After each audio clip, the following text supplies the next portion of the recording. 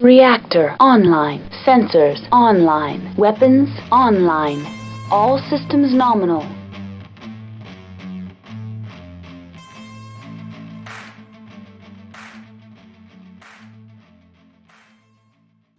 Hello everyone, I hope you're having a wonderful day because I am. I just got my hands on the new core rulebook thanks to Catalyst Game Labs, and I want to go ahead and go over it with you. Now, as usual, I want to let you know that everything I am saying here is my own opinion. I am not paid by Catalyst Game Labs, nor am I asked to say anything in particular about this new rulebook. So, first of all, I want to start off with my opinion about having a new core rulebook and what it means for BattleTech. BattleTech has long had a weird relationship between its rules and the conventions behind the naming of its rules. We have had two BattleTech compendiums, if my memory serves correctly, BattleTech Master Rules and Total Warfare. Total Warfare was supposed to be the book that had everything, and then we ended up with Technical Manual, Campaign Operations, Strategic Operations. Before that, the rules were disjointed across multiple expansions, such as City Tech, then Aerotech, and Battle Space and Battle Troops. At one point, when FASA dipped its toes into 28mm games, there were rules that you could only find in certain source books or technical readouts like TRO 2750, and it's all been a mess. The new naming convention spells it out for you right here. Core Rulebook. These are the rules that you need to play BattleTech. And quite frankly, I'm very happy that it's just being pointed straight out to people instead of being hidden behind different weird names that they feel like they fit in the universe, but don't tell somebody from outside, hey, grab this first. This point sort of rolls into the next thing, layout. This book is laid out in a way where it explains everything as concisely and just directly as possible. This is one of the complaints about Total Warfare, and I think it has always been a valid one, is that Total Warfare is a tome. It tries its best to include everything from BattleTech that could possibly be involved in ground combat in BattleTech, from mechs to infantry and vehicles and even aerospace fighters and grounded dropships.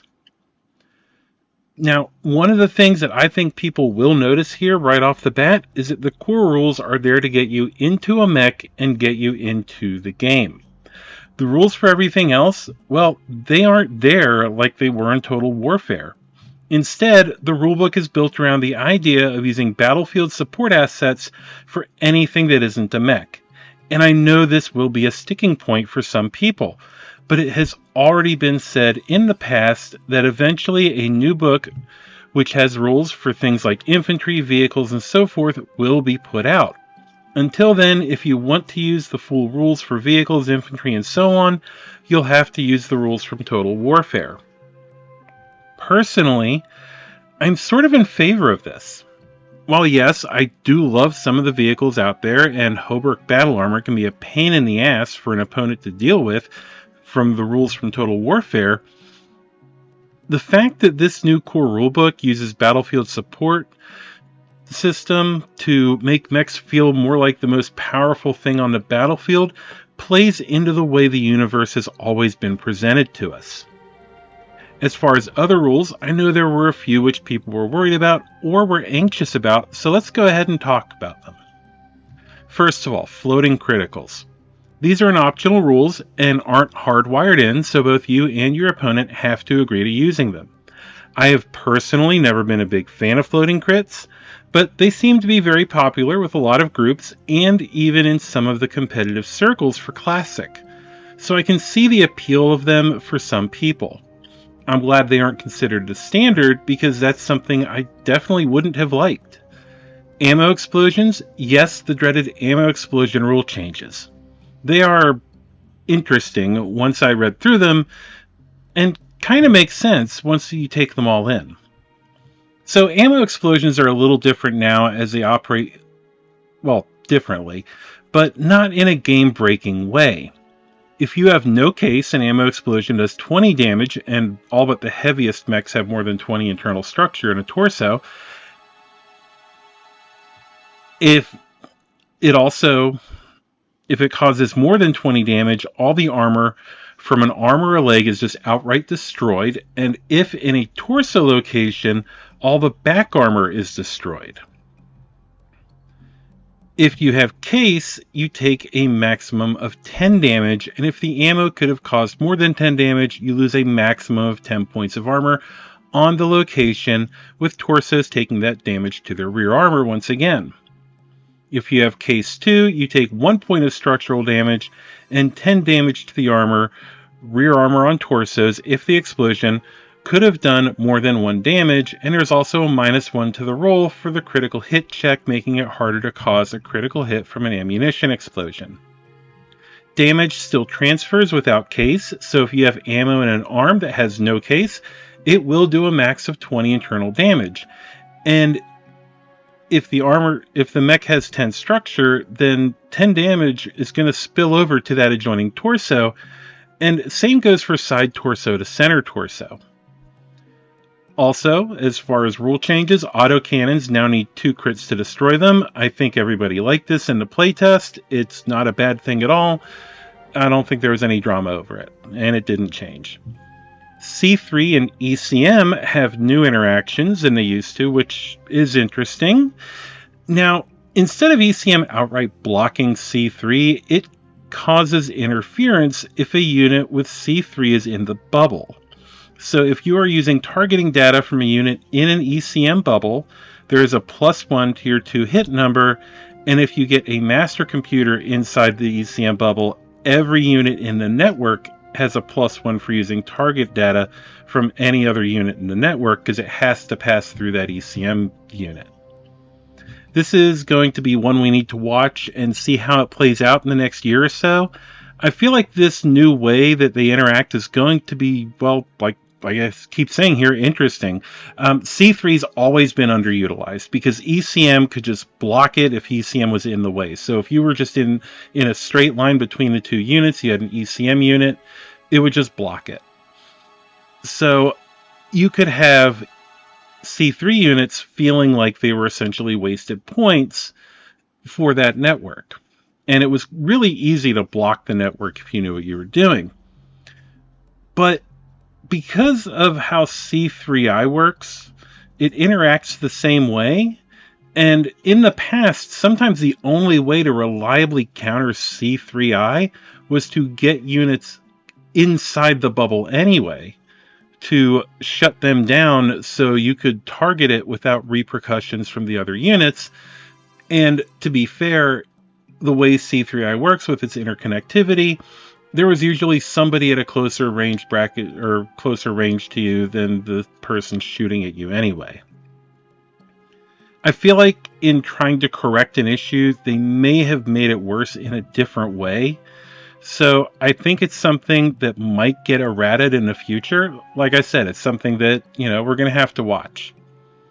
Now, the biggest thing that I think came out of the playtest and out of the rules and everything else was actually something that, from what I understand, wasn't in the playtest, and that is partial cover and line of sight in general. Now, these have both been like weird things in BattleTech, and, well, not weird things, but they could get weird, especially line of sight, so I'm going to go ahead and touch on these both real quick.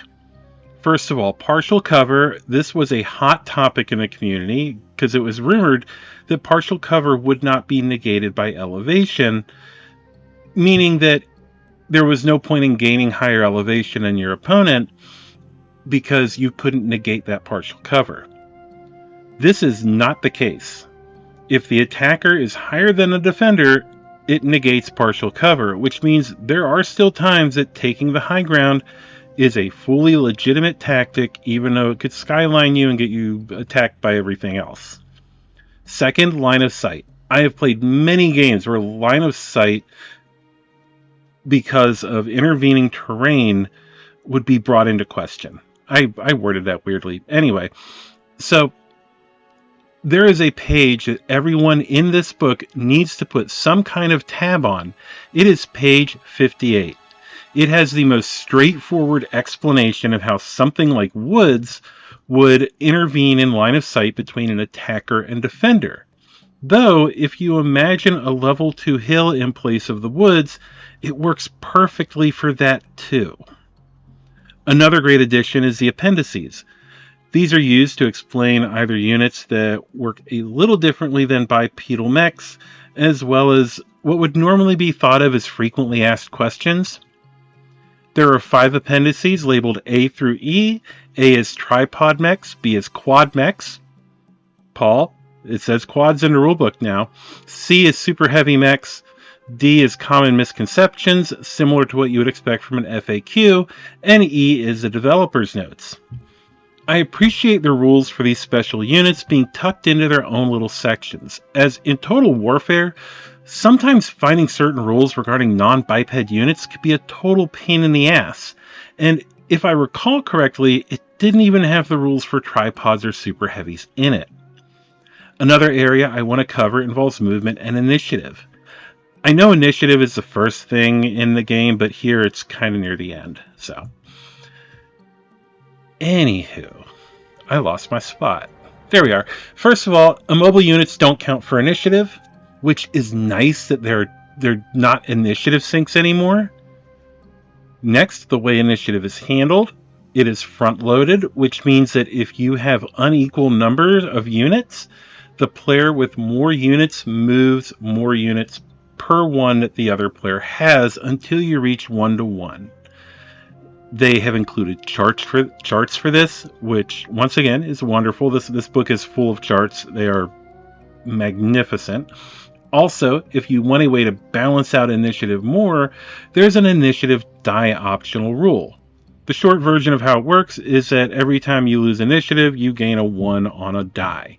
So the first time you lose it, you have 1. And when you roll initiative again, if you lose again, you have a 2, and then so on and so on and so on. But each time you're rolling initiative after you lose, you're adding that die to your roll.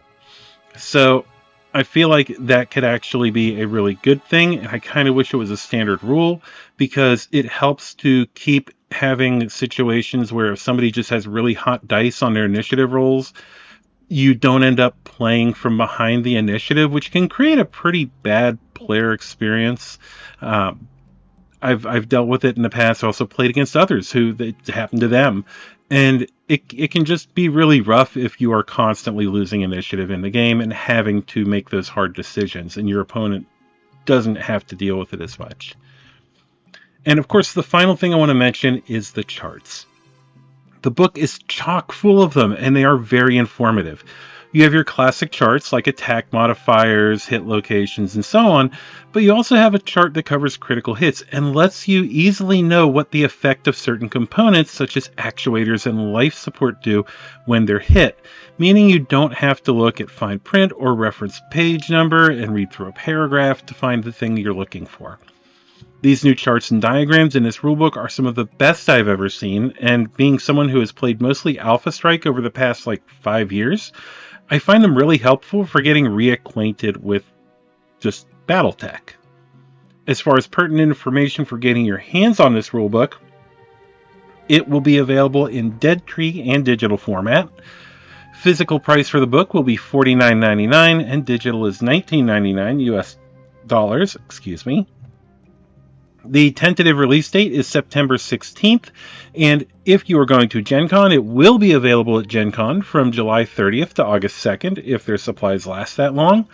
As of right now, you can pre-order the core rulebook from FortressMiniaturesandGames.com for $39.99, and they have pre-orders for the starter box, which features the Contio and Hammerhead for $23.99, as well as pre-orders for the core box, which comes with 8 miniatures, including the Fearsome Rakshasa for $55.99. I will have a link to their pre-order section in the description below. If you have listened all the way through or watched all the way through, I want to thank you very much for being here and making it all the way through the video. And if you want to support the channel, you can become a channel member, or you can become a patron at patreon.com/unicorncompany. Thank you very much for listening. Thanks to all my patrons, my sponsor, and Catalyst, thanks for letting me get a look at this rulebook. Y'all did a really good job. I came from back in the compendium days, and things have come a long way. So anyway, until next time, Mech Warriors, stay safe out there. This is Carrie signing off. Thank you to my patrons. At Captain, we have Sarah. Lieutenants, we have Boy in a Box and Nasty Taurus. Sergeants, BZ Archer, Steven, Faz, Housemaster Poding, and Country Fried Minis. And our cadets, Scott, Jamie, NB Kaiju, Domini, and Brother Carr. I also want to thank my channel members, Miss J. Speechly, Anonymous Only Agent, and Greg Swars. And finally, Unicorn Company's sponsor, Fortress Miniatures and Games. Check them out. They're a huge supporter of the community and the best place to get all your BattleTech needs taken care of. If you want to support Unicorn Company, you can become a channel member here on YouTube or a patron at patreon.com/unicorncompany. Links to my sponsors, also Country Fried Minis and Scott's Game Room, will be in the description. Thank you all, and stay safe out there, Mech Warriors. This is Carrie, signing off.